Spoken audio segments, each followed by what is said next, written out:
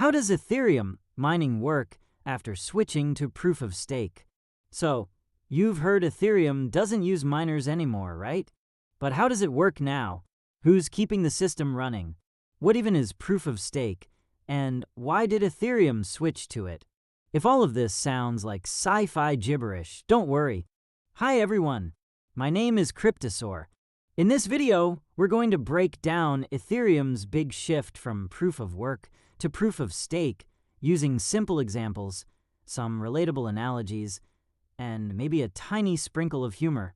Let's jump in and find out what staking is, how it keeps Ethereum safe, and why mining is officially out of a job. Goodbye, crypto miners. Hello, validators. Before the big switch, Ethereum worked a lot like Bitcoin. It used something called proof of work. That meant people with powerful computers, miners, competed to solve super hard math puzzles. First one to solve it got to add the next block of transactions and earn some ETH as a reward. Imagine a giant lottery where everyone's trying to guess the winning number. The more computers and electricity you throw at it, the better your chances. But here's the problem. It's like trying to boil the ocean just to make a cup of tea. Super energy hungry. Not great for the planet. So Ethereum said, you know what? Let's do things differently.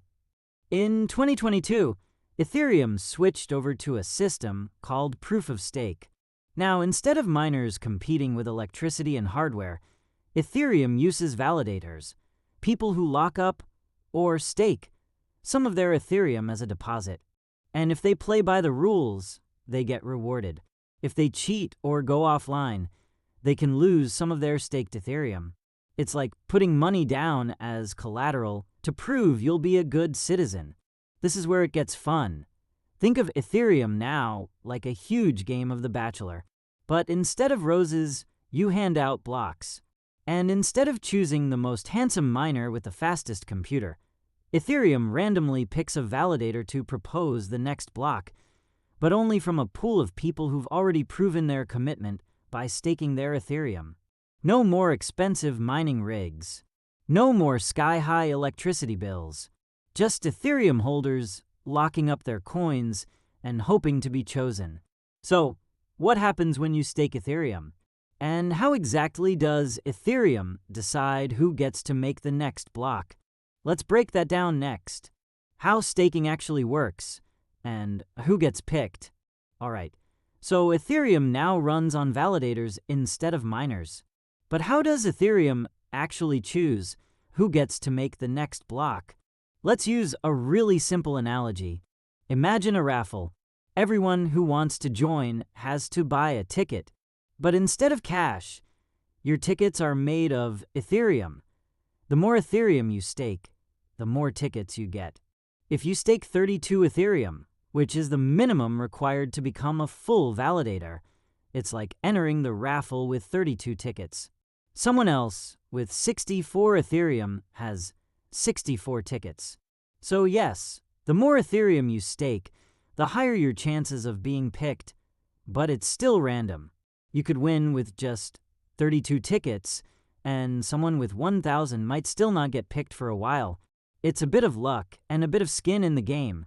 Once a validator is randomly chosen, they get to propose the next block of transactions.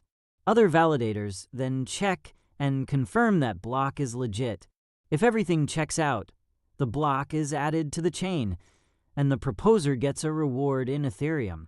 Now, you might be thinking, that's cool, but what's stopping validators from being bad actors? Good question. That's where the stake, part of proof of stake, comes in. If a validator tries to cheat, maybe they confirm a fake transaction or go offline too often, a piece of their staked Ethereum can get slashed.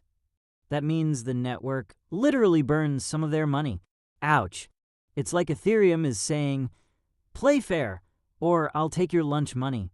So naturally, most validators behave because no one wants to lose their hard-earned Ethereum. And if you're not rich enough to stake 32 Ethereum, which is tens of thousands of dollars, don't worry. You can still join staking pools. These let you team up with others and stake smaller amounts together, kind of like pitching in with friends to buy one big pizza. Everyone gets a slice of the rewards. This shift from mining to staking made Ethereum way more energy efficient. In fact, estimates say Ethereum's energy use dropped by over 99% after the switch. That's like turning off a stadium full of floodlights and switching to a single LED bulb. What happens now that mining is gone? Alright, so Ethereum's mining days are officially over. But what does that really mean for the crypto world? Well, for one, no more expensive mining hardware. No more loud, buzzing machines in people's garages. And no more electricity bills that look like NASA just launched a rocket from your basement. This is great news for the environment. Ethereum's energy use dropped dramatically after the switch. We're talking over 99% less. That's like switching from driving a gas-guzzling monster truck to riding a bicycle powered by rainbows. But it's also big news for people who used to be miners. All that mining equipment, kinda useless now on Ethereum. Some miners tried moving to other coins like Ethereum Classic or Ravencoin, which still use proof of work. But the competition got fierce, and the profits dropped. It's like all the baristas in town were suddenly told coffee shops don't exist anymore. So now they're all fighting over jobs at the one smoothie bar that's still open. Meanwhile, staking has become the new normal on Ethereum. And it's not just about earning rewards. It actually helps secure the whole network.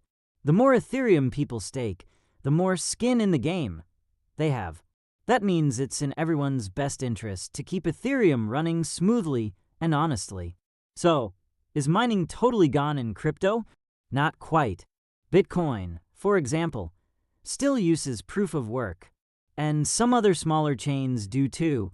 But Ethereum, the second biggest blockchain in the world, has moved on, and it's showing everyone that a blockchain can be secure without burning through energy like a toaster on steroids.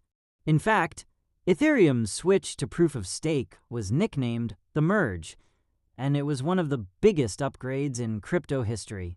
Years in the making, like a rocket launch for software nerds. And even though miners are out of the picture, the network still keeps running smoothly, thanks to validators staking their Ethereum and keeping things in check. So next time someone asks, how does Ethereum mining work now? You can confidently say, it doesn't.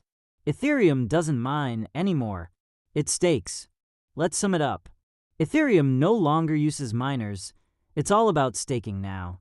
Validators earn rewards by locking up Ethereum and behaving honestly. No more energy-guzzling computers, and the network is more eco-friendly than ever. If you'd like us to cover your topic, drop it in the comments. I'll pick the most liked one and break it down. If you found this explanation helpful, or at least slightly entertaining, give us a like, subscribe for more crypto made simple, and hit that bell so you don't miss our next video. See you there!